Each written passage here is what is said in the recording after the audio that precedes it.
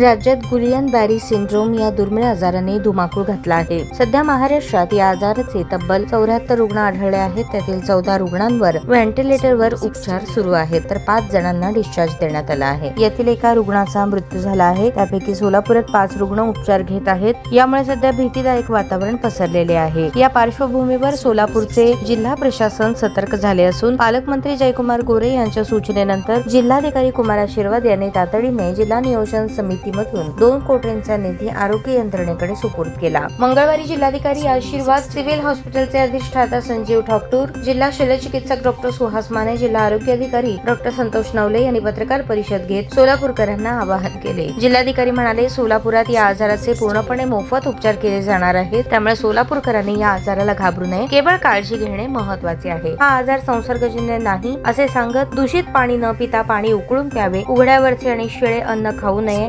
मांसाहारी पदार्थ आणि अंडी चांगल्या प्रकारे शिजवून खावीत असे आवाहन केले. त्यांनी जीपीएस आजारावर उपचारासाठी आवश्यक औषधे, इमोग्लोबिन तसेच इंडक्शन स्टडीसाठी आवश्यक मशिनरी खरेदीसाठी जिल्हा नियोजन समितीकडून पालकमंत्री जयकुमार गोरे यांच्या सूचनेप्रमाणे 2 कोटींचा निधी उपलब्ध करून देण्यात आला आहे. तसेच आवश्यकता पडेल तर आणखीही निधी उपलब्ध करण्यात येणार आहे.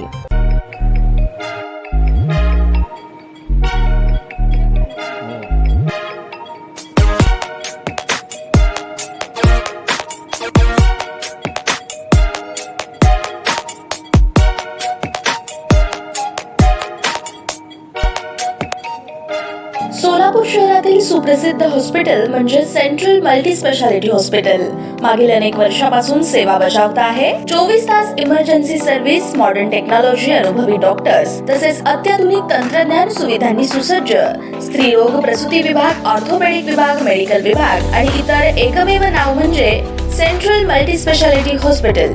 पत्ता गणेशपेठ शॉपिंग सेंटर, मंगळवार बाजार, सोलापूर. ताज्या बातम्या पाहण्यासाठी प्राईम महाराष्ट्र न्यूज चॅनलला सबस्क्राईब करा.